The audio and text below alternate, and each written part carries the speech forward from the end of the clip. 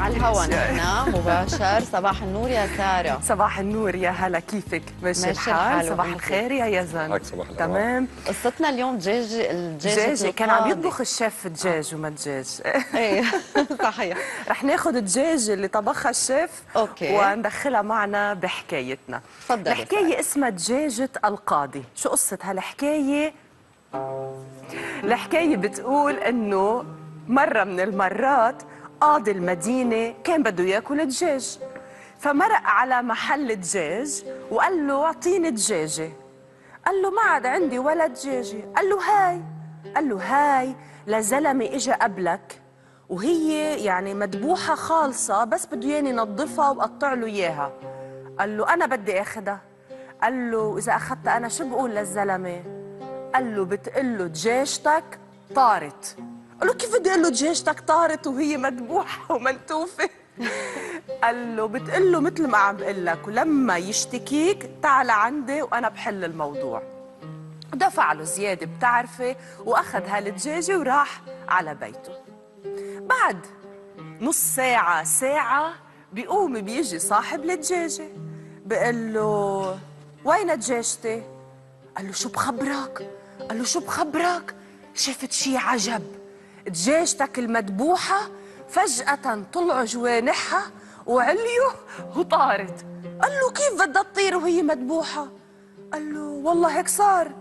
قال له انت واحد كذاب، محتاج تفضل معي لعند القاضي لحتى اشتكيك ورجع حقي منك. قال له امشي. ماشي وكله ثقة، القاضي رح بحلها. هن وماشيين بيلتقوا بشخصين عم بيتقاتلوا، واحد من قلب الضيعة من قلب المدينة وواحد غريب. فهن وعم بيتقاتلوا بيتدخل صاحب المحل الدجاج لحتى يفرق بيناتهم، وهو عم بيفرق بيناتهم بيعمل ايده هيك بيروح ضارب عينه للشخص الغريب. عينه كمان بتطير بتروح. شو عملت؟ روحت لي عيني. امشوا معنا عند القاضي. صار عندنا قضيتين، قضية الدجاجة وقضية عينه للزلمة. هن ورايحين بدهم يروحوا لحتى يروحوا عند القاضي، بيقوم صاحب الدجاجة قال صار علي قضيتين، شو بدي أعمل؟ هرب منهم، هرب وطلع على الميدنة تبع الجامع، وطلع لفوق وهن لحقوه بدهم يكمشوا فيه، قام نط من فوق لتحت طب على رجال ختيار، وهو وقع عليه. الرجال الختيار مات وهو ما صار له شيء. كان عنده قضية صار عنده ثلاثة. هن راجعين مسكوه أخذوه، إجوا أولاده للرجال اللي مات، صار في مظاهرة رايحة لعند القاضي.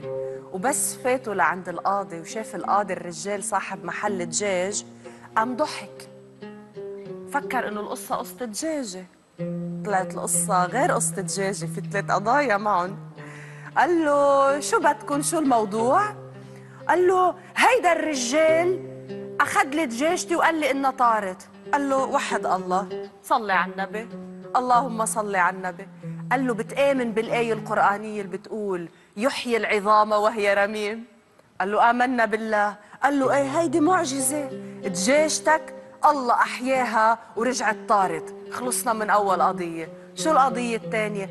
قال له هيدا الرجال فقر لي عيني.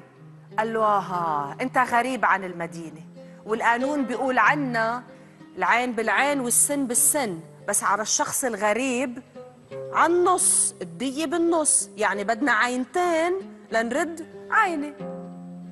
قال له والحل؟ قال له بدنا نفقر لك عينك الثانية ليحق لك تفقر له عين وحدة. قال له لا لا لا خلص ما عاد بدي، عيني وطارت وخلصنا. اجا الثالث وقال له وانا هيدا وقع من فوق لتحت وقتل لي بيي. قال له ايه عظيم، رح نوقفه مطرح ما كان بيك واقف، وانت بدك تطلع لفوق على الميداني وتنط عليه وتقتله وتاخذ نفس القصاص اللي صار ببيك. قال له اذا انا طلعت على الميداني لفوق هو زاح هيك ولا هيك، بوقع انا بالارض وبموت. قال له هيدا هو الحل. و3 قضايا خلصوا، والقاضي عم يبتسم وصاحب محل الدجاج عم يبتسم، وفلوا الكل، وهو هيداك طلع مثل الشعرة من العجين. الحكاية يمكن عبرتها دغري واضحة ومنا وفيها. قديه في ناس بسهولة بتقدر تضحك علينا من هون تتنصل. وتلف من هون لتطلع المجرم. يعني شو رأيك؟ بتحاكي يعني البعض من الواقع او الكثير من الواقع اللي عم الكثير نعيش، من الواقع اللي عم نعيش نحن اسهل فيه. شيء يعملوا لك حل لشخص أكيد. ملبس وواقع ومغمس بقلب الخطأ وبيلاقوا له تخريجه. طبعا. فن الكلام ولا اسهل. شكرا يا سارة، وشكرا يزن، دايما هيك العبر حلوة. رح روح طل على الدجاج على اللي الدجاج عند ونشوف شو الشيف صار لشوفها فيها. إذا أحياها الله وهي رميم أو بعدها. شكرا سارة، شكرا يزن. مشاهدينا